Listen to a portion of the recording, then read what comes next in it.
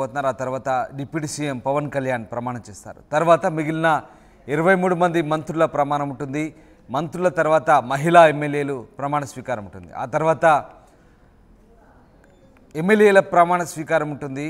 ఇక సాధారణ ఎమ్మెల్యేగా మాజీ సీఎం జగన్ ప్రమాణం చేయబోతున్నారు. అసెంబ్లీలో జగన్ సీట్ ఎక్కడ అనే ఉత్కంఠత ప్రస్తుతం ఒక ఆసక్తికర చర్చ సాగుతుంది. తొలిసారిగా పవన్ కళ్యాణ్ ఎమ్మెల్యేగా అసెంబ్లీలో అడుగుపెట్టబోతున్నారు. ఈసారి 80 మంది ఎమ్మెల్యేలు తొలిసారిగా అసెంబ్లీకి ఎన్నికయ్యారు.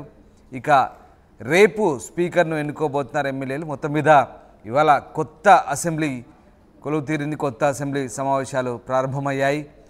కూటమి ఘన విజయం తర్వాత తొలిసారిగా అసెంబ్లీ సమావేశాలు నిర్వహించబోతున్నారు. ఈ నేపథ్యంలో ఇప్పటికే అసెంబ్లీకి ఎమ్మెల్యేలంతా చేరుకుంటున్న పరిస్థితి. తొలుత ప్రొటెం స్పీకర్ ముఖ్యమంత్రి చంద్రబాబు చేత ప్రమాణ స్వీకారం చేస్తారు. ఆ తర్వాత డిప్యూటీ సీఎం పవన్ కళ్యాణ్ ప్రమాణ స్వీకారం చేస్తారు. ఇక మంత్రులు ప్రమాణ స్వీకారం చేసిన తర్వాత వరుస క్రమంలో ఎమ్మెల్యేలంతా ప్రమాణ స్వీకారం చేయబోతున్నారు. ఎస్, అసెంబ్లీ నుంచి మా ప్రతినిధులు కృష్ణమోహన్ అలాగే రాజేష్ లైవ్లో ఉన్నారు. ఎస్, తొలుత కృష్ణమోహన్తో వెళ్దాం. Krishnamohan, good morning. అసెంబ్లీ సమావేశాలు సరిగ్గా ఎన్ని గంటలకు ప్రారంభం కాబోతున్నాయి? ఇప్పటికే అసెంబ్లీకి ఎమ్మెల్యేలు చేరుకుంటున్నారా? ఎస్ రామ్దాస్, అసెంబ్లీ సమావేశాలు కొత్త ప్రభుత్వం ఏర్పడిన తర్వాత మొదటి సమావేశాలు అయితే ఈ అసెంబ్లీ సమావేశాలు 9 గంటల 15 నిమిషాలకి ప్రారంభం కాబోతున్నాయి. అయితే ఇక్కడ ఈరోజు 2 రోజుల పాటు జరిగే ఈ అసెంబ్లీ సమావేశాల్లో మొదటి రోజు పూర్తిగా కూడా గెలిచిన 175 మందిలో 174 మంది ఎమ్మెల్యేలకు సంబంధించిన ఎమ్మెల్యేలుగా ప్రమాణ స్వీకారం చేస్తారు.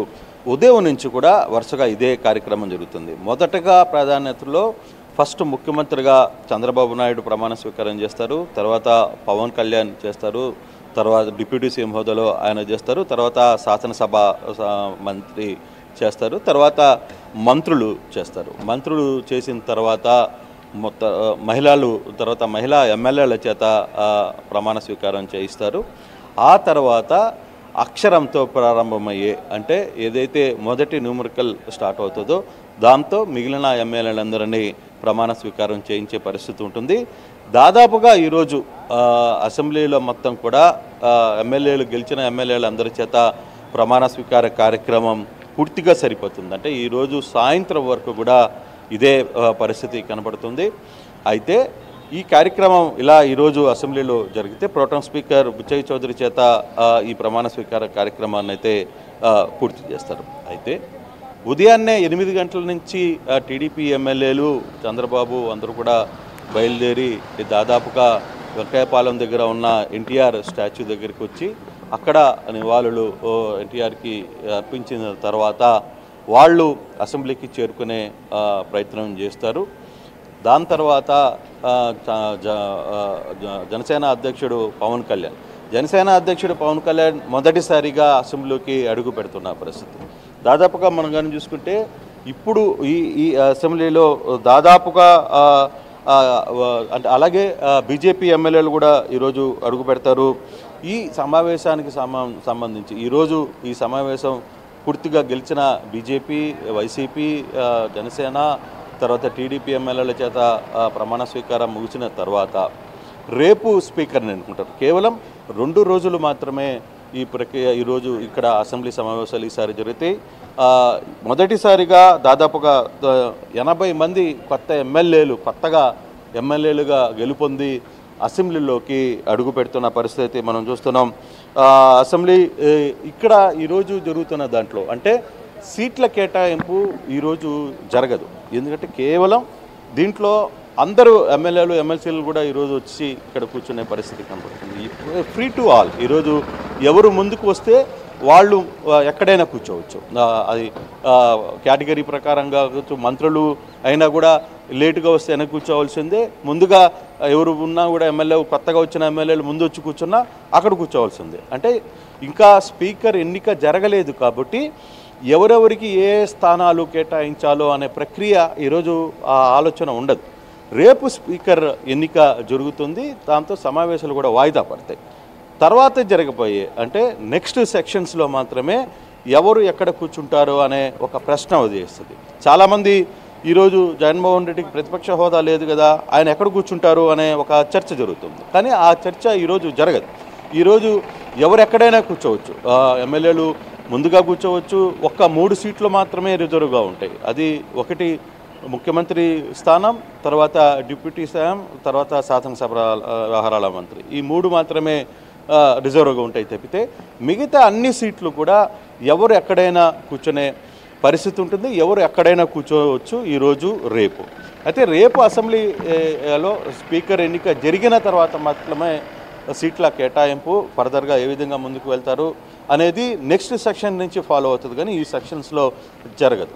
సో ఇప్పటికీ ఎవరు ఎమ్మెల్యేలుగా ముందు వస్తారు వాళ్ళు అసెంబ్లీలో కూర్చునే ప్రక్రియ జరుగుతుంది. రామ్దాస్ ఈరోజు పూర్తిగా కంప్లీట్గా కూడా గెలిచిన 175 మందిలో 74 మంది ఎమ్మెల్యేల ప్రమాణ స్వీకారం కంప్లీట్గా ఈరోజు జరగబోతుంది.